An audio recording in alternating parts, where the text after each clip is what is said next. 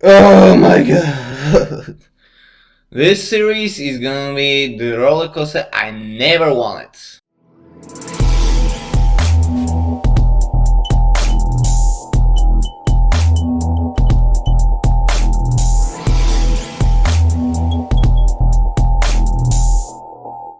Good day, ladies and gents, my name is Kelso and welcome to my show In the Middle, where I take series, movies, stuff, happenings, controversies and announcements and take the good stuff and the bad stuff and try to solve them out for you.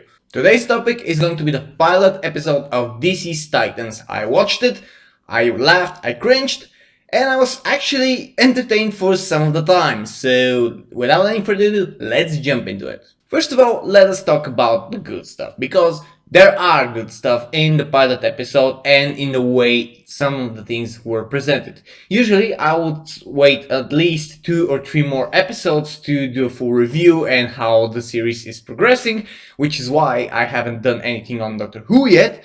However, this pilot episode is unique, to say the least. It is something that I didn't expect and expected at the same time based on my previous video. So, the good stuff on this movie are pretty much what you would expect from the trailer.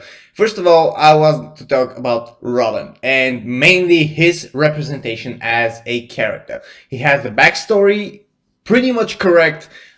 He's very well made, like as a character. He has this dark and gritty personality that comes from the fallout with Batman and with his mentor, with someone who he thought was the epiphany of a good man, and he pretty much exposes it in the first episode. Second of all, the fight scenes where he's at are amazing. The choreography is just awesome for a TV series, and I did enjoy watching it. If you put away that he's fucking brutal.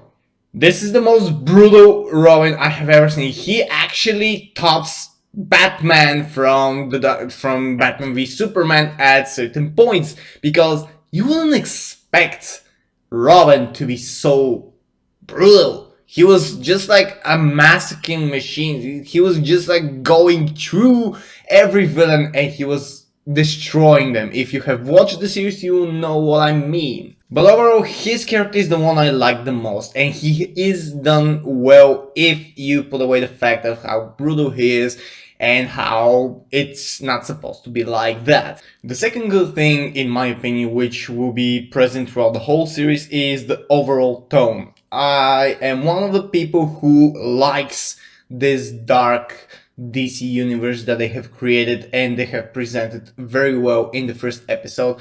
I like the mature look into it. I like the overall tone of the episode. It's very bleak, very dark, very intense, and I know that some of the comic book fans and some of the fans of the original Teen Titans and in DC in general do not enjoy so much dark and gritty imagery and just the tone like that, but to me, this is something that I enjoy very much, and if done right, this will be an amazing series to look at. However, it's not. When you put it into a context of what we are being presented with, the Titans and their history, it does the opposite effect. You could like the dark tone, but you would not like that it's connected to the Titans, which brings me to one of the statements that I would like to present in this video, and that is, if this was a standalone TV series with completely new heroes, with some heroes that are less familiar or less developed throughout the years in the DC universe, or even completely new heroes, this would be an amazing episode to look at. It would have 0 to none issues with the filming itself, the representations of characters, the tone, the theme. This would be an amazing start of a story, because we have Raven, which is Rachel at the moment. That is a distressed girl who has visions, and we've seen that in the trailer.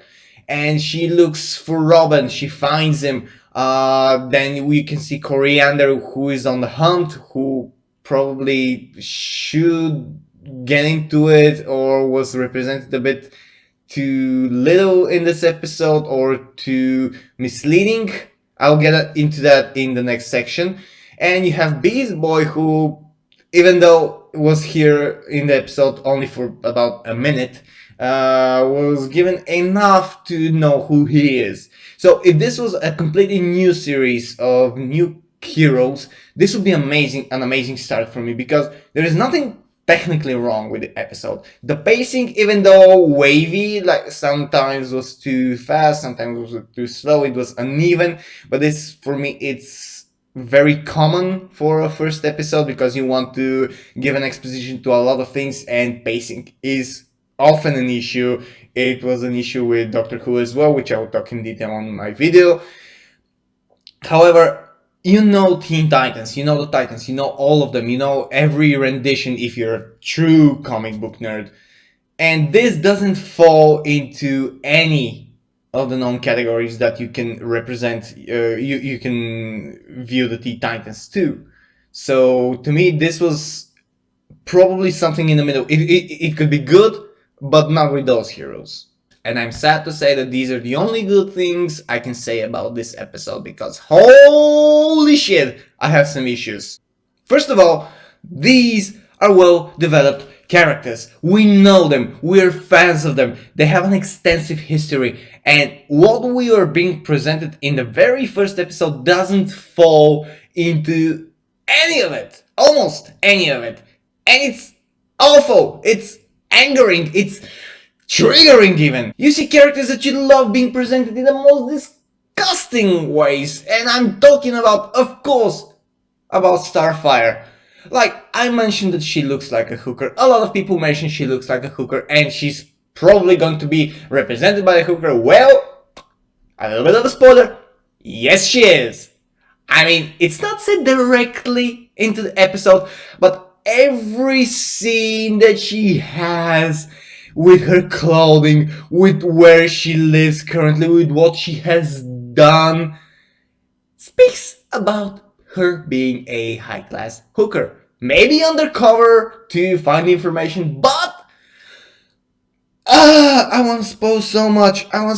But please, if you want, just watch the episode. It's as I said, if this wasn't Starfire, if it was a new hero that probably was working undercover to find information about the missing girl, and she will have to be a hooker and everything.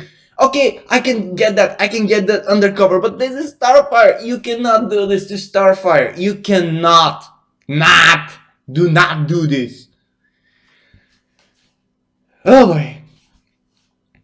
Then we jump into Rachel, the ever so emotional, scared, screaming, squealing, always trembling little girl. Oh, you thought I was talking about Raven, the badass empath with superpowers that exceed almost anyone's? No, she is apparently somewhat of a demonic schizophrenic who has a completely new personality inside of her that wants to kill people.